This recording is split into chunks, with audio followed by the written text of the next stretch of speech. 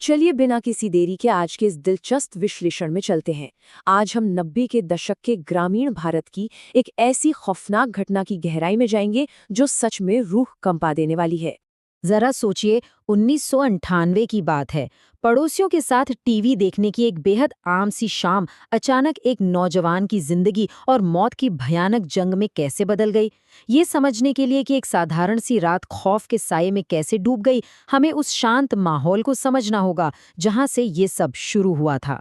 90 के दशक में टीवी का क्रेज ही अलग था। 1997-98 के दौर में मध्य प्रदेश के एक छोटे से गांव सेलवा में अगर किसी के घर टीवी होता था ना, तो वो घर पूरे गांव के लिए किसी मेले या चौपाल से कम नहीं होता था। अब यहाँ एक बड़ा दिलचस्प कॉन्ट्रास्ट है। एक तरफ है हमारा मुख्य किरदार मोहित, एक संपन्न इंजीनियर का बेटा जिसे सिगरेट, शराब और अपने नए शौक का दिखावा करना बहुत पसंद है। और दूसरी तरफ उसका गांव, जो पूरी तरह से पारंपरिक और बेहद साधारण है। कड़ाकड़ाती ठंड की वो रात, पूरा गांव गजब के उत्साह से भरा था। मोहित के घर कलर टीवी और एंटीना लग चुका था और रात 10:30 बजे मशहूर डरावना शो आप बीती आने वाला था। जबरदस्त भीड़ जुटने वाली थी और मोहित के लिए अपना रुतबा दिखाने का इससे बढ़िया मौका क्या हो सकता था। लेकिन कहानी एक जानलेवा मोड़ तब लेती है जब मोहित अपने मेहमानों पर कुछ ज्यादा ही इम्प्रेशन जमाने की ठान लेता है। इसी को कहते हैं जानलेवा फैसला।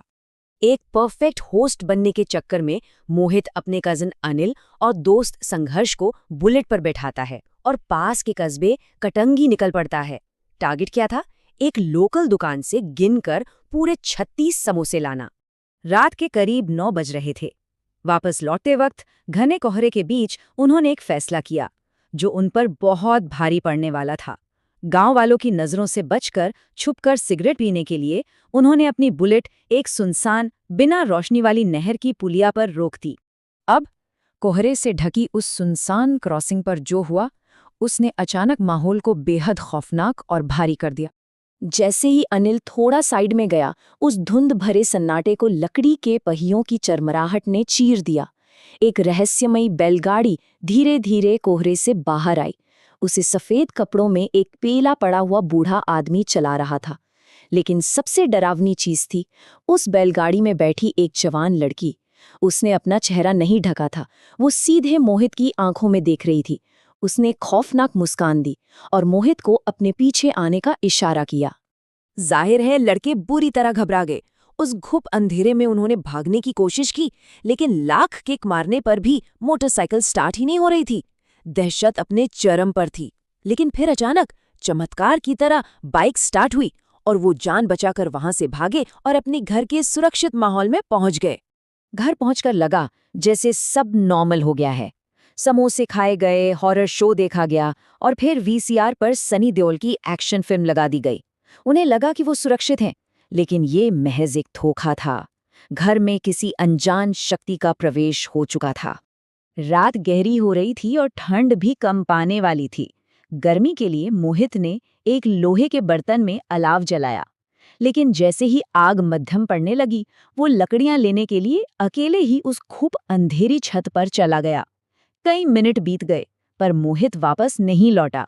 जब संघर्ष उसे देखने ऊपर पहुंचा, तो जो नज़ारा उसने देखा वो किसी बुरे सपने से कम नहीं था। मोहित का सिर अजीब तरीके से तेजी से हिल रहा था। वो किसी गहरे ट्रांस में था।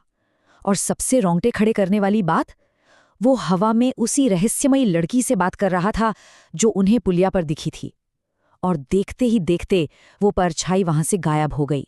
हालात पूरी तरह बेकाबू होने से ठीक पहले मोहित ने अपने डरे सहमे माता पिता की तरफ देखा और एक ऐसा वाक्य कहा जो आज भी डरा देता है। वो मुझे बुला रही है, मुझे जाना होगा। और इसके बाद पूरी तरह से बेसुध हालत में मोहित अचानक दौड़ा और उसने एक मंजिला छत से छलांग लगा दी। वो सिर्फ और सिर्फ इसलिए जिंदा बच पाया क्योंकि नीचे किस्मत से निर्माण के काम के लिए लाई गई रेत का एक नरम ढेर पड़ा था। यहाँ से कहानी पूरी तरह बदल जाती है। मोहित के शरीर में ऐंठन हो रही थी, मुंह से झाग निकल रहा था। पूरा गांव इकट्ठा हो गया और उसे बचाने के लिए अपने पारंपरिक तरीकों की तरफ मुड़ा।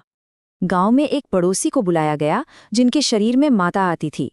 जो लोग नहीं जानते उन्हें बता दूं कि ग्रामीण भारत में यह एक गहरी सांस्कृतिक मान्यता है, जहां माना जाता है कि कोई दैवीय शक्ति किसी व्यक्ति के शरीर को माध्यम बनाकर अलौकिक समस्याओं का समाधान करती है।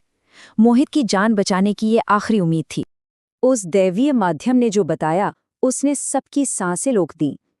उसने कहा, पुलिया वाली चुड़ैल उसे लेने आई है, और इसके साथ ही एक ऐसा आदेश मिला जो लगभग नामुमकिन था। अगर लड़के की जान बचानी है तो अगले दिन का सूरज ढलने से पहले उसी जमीन पर एक मंदिर बनाना होगा। रात 12 बजे ये चेतावनी मिली और आप मानेंगे नहीं, रात 1 बजे से ही गांव वालों ने मंदिर का निर्माण शुरू कर दिया।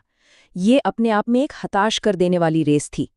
अगले दिन शाम 5 बजे तक मूर्तियों की स्थापना और सारे अनुष्ठान पूरे कर लिए गए।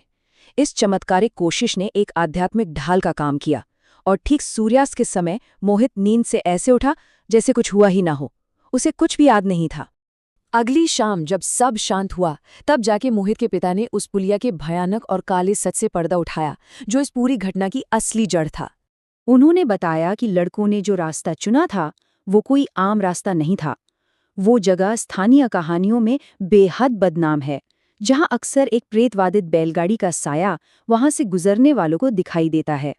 दरअसल इस डरावनी किंवदंती के पीछे एक बहुत ही दर्दनाक असलियत छुपी है। दशकों पहले रात के वक्त एक शादी से बैलगाड़ी में लौट रहे एक परिवार पर ठीक उसी पुलिया के पास एक तेंदुए ने हमला कर दिया था।